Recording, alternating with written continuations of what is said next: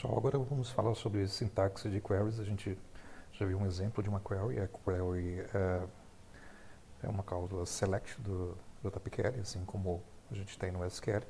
Só que após a cláusula select no JPQL, a gente tem o identificador de um objeto ou dos objetos que são devolvidos pela query. E esses identificadores são associados a entidades na sintaxe da query. Logo após a cláusula from do select, você tem normalmente o nome de uma entidade e após esse nome, o identificador dessa entidade. Esse identificador será usado para referenciar objetos dessa entidade em qualquer parte da query. Bom, no exemplo anterior, a gente usou o identificador C para associar um identificador à entidade conta. Então, a gente tinha um select C from conta C. Então, C é o identificador da classe conta. Eu posso fazer referência a C em qualquer parte dessa query, como se fossem objetos dessa entidade conta. Bom, assim como no SQL, a cláusula select aceita um where, né, que define os critérios da consulta, da query.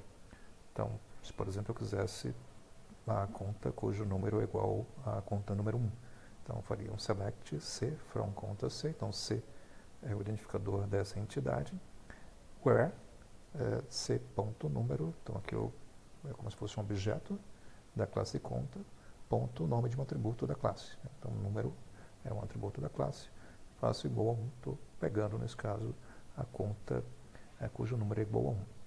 Bom, como essa consulta devolve apenas um objeto, a gente usa o método getSingleResult para obter o resultado dessa consulta.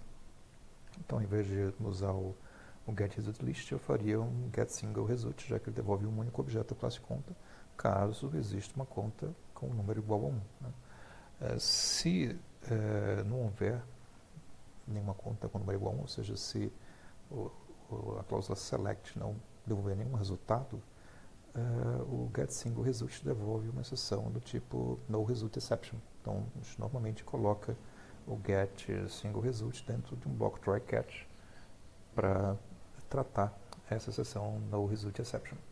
Nesse caso, eu atribuo a um único objeto da classe conta o resultado do getSingleResult. Se esse método devolver um objeto da classe conta, então eu tenho como resposta esse objeto convertido para um JSON. Caso não haja nenhum objeto nessa classe conta com o número 1, a exceção noResultException será lançada e eu devolvo um status not found com o retorno da requisição. Bom, as palavras-chave do JPQL são case insensitive, ou seja, você pode escrevê-las em maiúsculos ou em minúsculo ou minúsculo. Entretanto, as entidades, os identificadores e atributos da consulta JPQL são case sensitive, ou seja, a gente diferencia as letras maiúsculas e minúsculas. Então, nos comandos, no select, from, where, a gente pode escrever em letras maiúsculas. Aqui eu escrevi em letras minúsculas, select, from, where, mas eu também poderia escrever com letras maiúsculas. Esses comandos são case insensitive.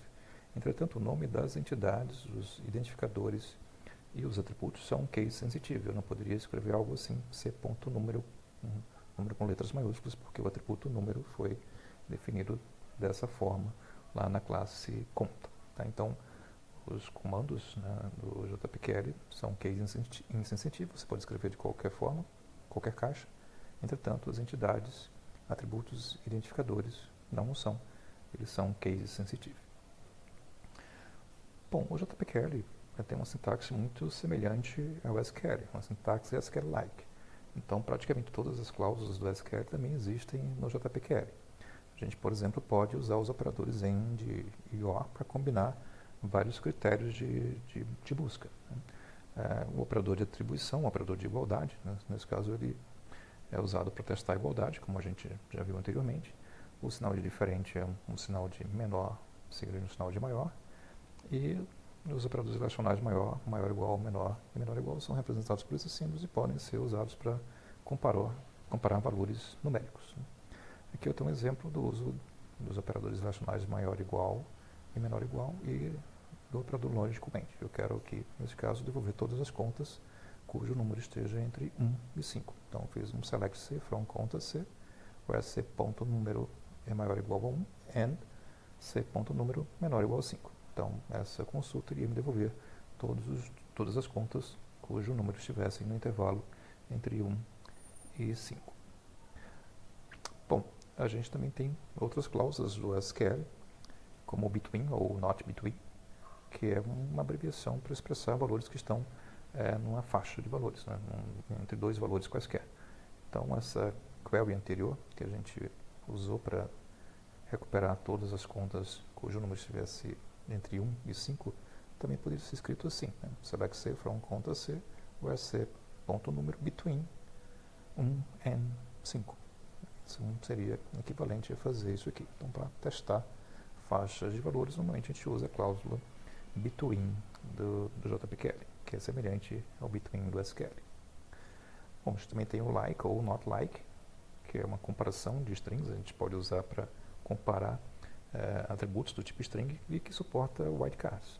A gente tem dois wildcards usados, o sublinhado, que é um wildcard que representa qualquer caractere, ou wildcard %, que significa qualquer sequência de caracteres.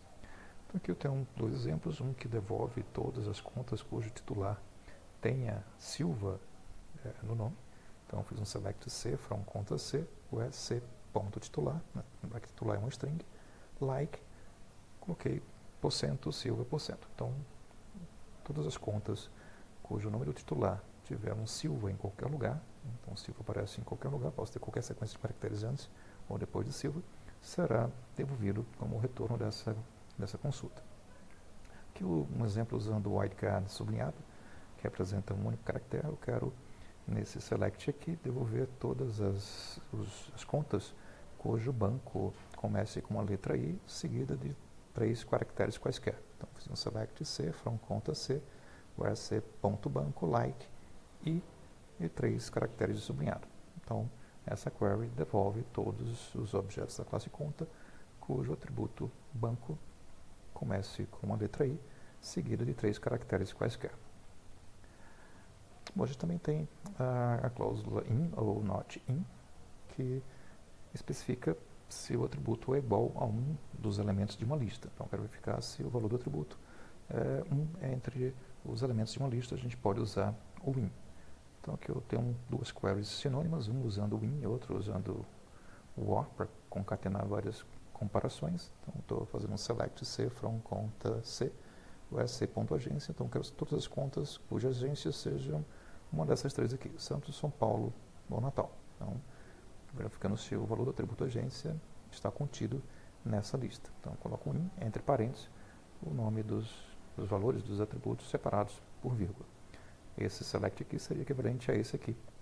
Um select C from conta C, where C.agência é igual a Santos, ou C.agência é igual a São Paulo, ou C.agência é igual a Natal.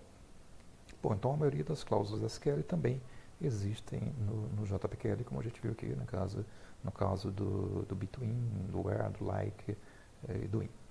As queries ou as consultas podem ter parâmetros, isso é bastante comum. E os parâmetros das queries podem ser posicionais ou nomeados. Quando os parâmetros são posicionais, eles são identificados por um sinal de interrogação, seguido por um número. Então aqui eu tenho uma type de query que tem como objetivo devolver todas as contas cujo número seja um parâmetro da query. Então o parâmetro é definido nesse caso por um sinal de interrogação seguido por um número. Para definir o valor do parâmetro, a gente usa o método setParameter da interface type de query, que também existe na interface query. O primeiro argumento desse método é o índice do parâmetro, é o valor que vem após o sinal de interrogação na definição do parâmetro, seguido pelo valor do parâmetro. Então, nesse caso, o valor desse parâmetro, interrogação 1, seria o valor de uma variável número, por exemplo. No caso de parâmetros nomeados, os parâmetros começam por 2 pontos e um nome. Então, nesse caso aqui, esse parâmetro chama pNúmero. É a mesma query anterior, que é todas as contas cujo valor do atributo número tem um determinado valor. Então, eu faço aqui 2 pontos, ponto, o nome do atributo. Nesse caso, o parâmetro é 2 pontos pNúmero. Para definir o parâmetro, a mesma coisa, o método setParamita, só que nesse caso o primeiro argumento é uma string, que é o nome do parâmetro sem os 2 pontos. Da mesma forma que o número do parâmetro aqui na posicional, a gente não inclui o sinal de interrogação, aqui a gente não inclui os 2 pontos. Então o nome do parâmetro é pNúmero, e o valor do parâmetro novamente seria o valor de um atributo, de uma variável número do nosso método.